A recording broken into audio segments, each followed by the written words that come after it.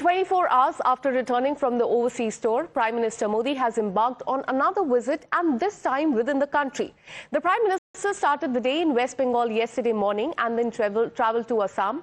In West Bengal, in fact, the Prime Minister launched a sharp attack on TMC and the Chief Minister Mamata Banerjee, accusing the state government of protecting infiltrators for political gain and practicing appeasement at the cost of Bengal security.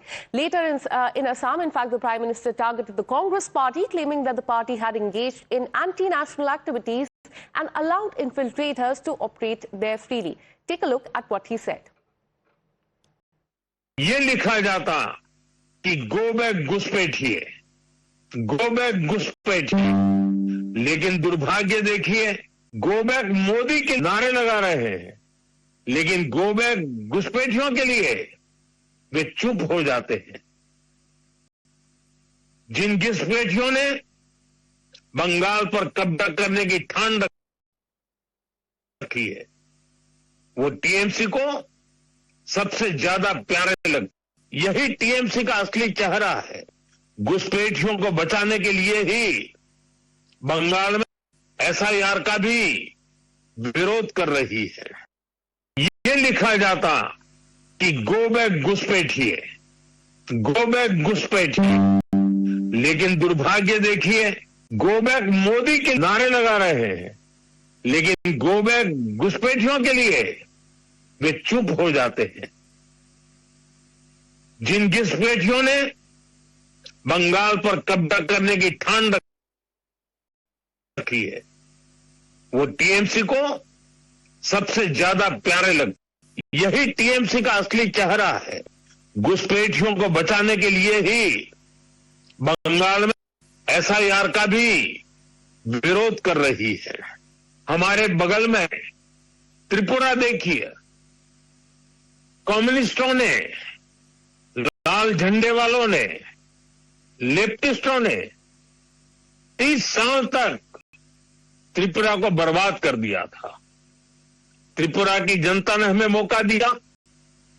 हमने त्रिपुरा की जनता के सपनों के अनुरूप त्रिपुरा को आगे बढ़ाने का प्रयास किया। बंगाल में भी लाल झंडे वालों से मुक्ति मिली। आशा थी कि लेफ्ट वालों के जाने के बाद कुछ अच्छा होगा, लेकिन दुर्भाग्य से टीएमसी ने लेफ्ट वालों की जितनी बुराइयां थी, उन सारी बुराइयों को और उन सारे लोगों को भी अपने में समा लिया, और इसलिए अनेक गुना बुराइयां बढ़ गई। और उसी का परिणाम है कि त्रिपुरा तेज गति से बढ़ रहा है और बंगाल टीएमसी के कारण तेज गति से तबाह हो रहा है। And the Prime Minister also targeted the opposition party over the criticism of the SIR process, saying that the exercise was aimed at identifying infiltrators and preventing intruders from entering the country. Modi asserted that SIR was essential to national security and went on to label those who protect infiltrators as a Deshdrohis. Watch this. चुनाव आयोग निष्पक्ष चुनाव के लिए SIR की प्रक्रिया कर रहा है, तो इन लोगों को देश के हर कोने में तकलीफ हो रही है। ऐसे लोग असमिया भाई बहनों के हितों को नहीं बचाएंगे। ये लोग आपकी जमीन और जंगलों पर किसी और का कब्जा होने देंगे। इनकी देश विरोधी मानसिकता पुराने दौर की हिंसा और अशांति वाले हालात पैदा कर सकती है। And then responding to the Prime Minister's charge, TMC MP Kunal Ghosh hit back, saying that infiltration is an international border issue. He argued that the Prime Minister's repeated reference to infiltrators amount to a self-goal and questioned what the Union Minister and the Border Security Force they are doing to address this issue. Watch this. जब जितने बार नरेंद्र मोदी साहब घुसपैठियों ये शब्द उच्चारण करेंगे, तब उतनी बार वो सेम साइड गोल होगा। क्यों? ये घुसपैठियों इंटरनेशनल बॉर्डर का बात है, स्टेट पुलिस का नहीं है। क्या कर रहा है आपका अमित शाह जी? क्या कर रहा है होम मिनिस्टर? क्या कर रहा है बीएसएफ?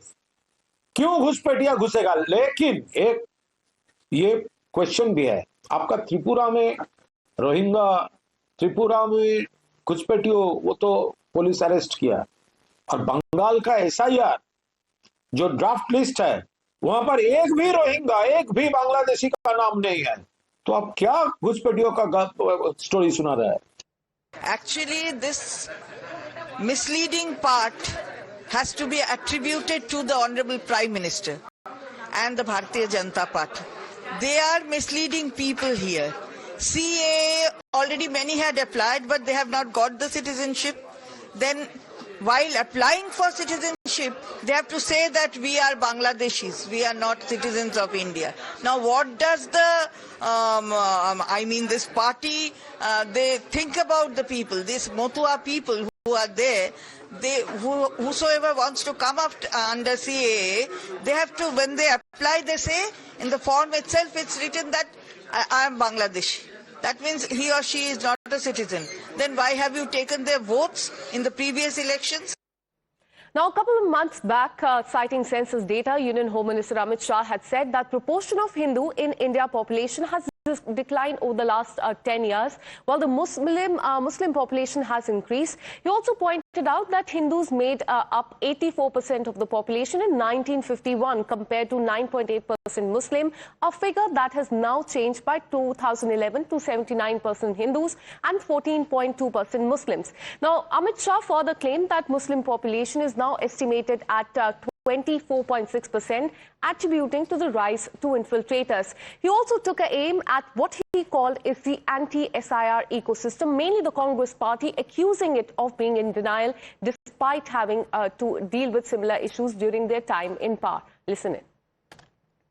अगर आप घुसपैठ कर आते हो, अलग अलग उद्देश्यों से आते हो, तो आपको जरूर घुसपैठे का लेबल लगेगा।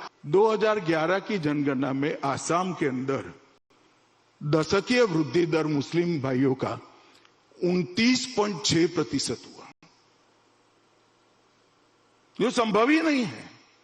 अगर घुसपैठ नहीं हुई है तो ये संभव ही नहीं है। वृद्धि दर बॉर्डर के जिलों में 70% मैं तो राज्य की एवरेज बता रहा हूं। यही साबित करती है कि घुसपैठ बनती है। जब आप घुसपैठिए को बताने का काम कर रहे हो, हमारे लोकतंत्र को, हमारे पवित्र संविधान की स्पिरिट को दूषित कर रहे हो। इसीलिए भारतीय जनता पार्टी ने डिटेक्ट, डिलीट और डिपोर्ट, ये 3 सूत्रों को 50 के दशक से स्वीकार कर चले। बाढ़ को पानी बहाकर ले जाएगा। इतने कठोर पत्थर है जहां ड्रिलिंग भी नहीं हो सकती। तो वहां से जो घुसपैठ होती है उसको प्रश्रय कौन देता है? वहां की राज्य सरकारें देती है। प्रश्रय क्यों देते, आश्रय क्यों देते हैं? क्योंकि कुछ पार्टियों ने उसमें वोट बैंक देखना शुरू कर दिया है। और एसआईआर पहली बार नहीं हो रही। मैं समझ सकता हूं राहुल गांधी जी को तो मालूम न हो, मगर अभी भी कुछ वरिष्ठ कांग्रेसी नेता बचे हैं, उनको तो कहना चाहिए कि भाई आपने नाना ने भी कराया था, आपकी दादी ने भी कराया था, आपके पिता ने भी कराया था, काहे को विरोध कर रहे हो? वो बोलते ही नहीं है हमने कराया था। And today is day 2 of Prime Minister's visit to Assam. A lot is on the agenda. For more on this, let me go across to my colleague Rajesh, who's been tracking all the details.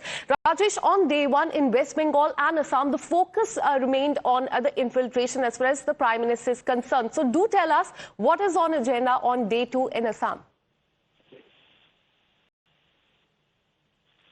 While addressing to the public gathering, the Prime Minister Narendra Modi has leveled serious allegation against West Bengal's ruling party, Trinamool Congress, of safeguarding the infiltration. That was a very vital issue, that when Narendra Modi was supposed to land, which was the Nadia district, and it shares international border with our neighboring country, Bangladesh.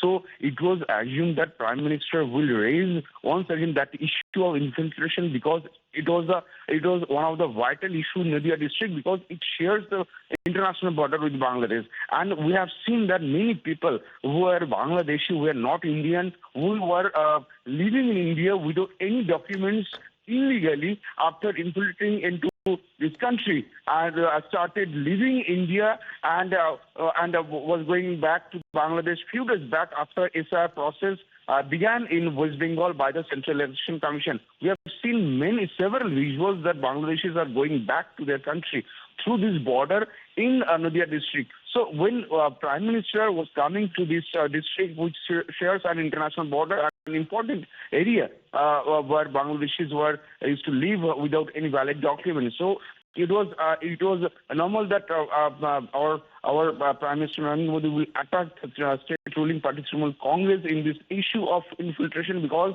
that was one of the most important issue of raised by BJP, because BJP has always been alleging that Trinamool Congress gives safeguards to the infiltrators because they are the most important vote banks. They are the most strongest power of Trinamool Congress, because Trinamool Congress is alleging backing the infiltrators over here. So after these serious charges, Trinamool Congress has also come forward. Absolutely. So on day one, the focus remained on the infiltrators. He attacked the TMC as well as the Congress party in both West Bengal and Assam. And today is day 2 and all eyes will be on that.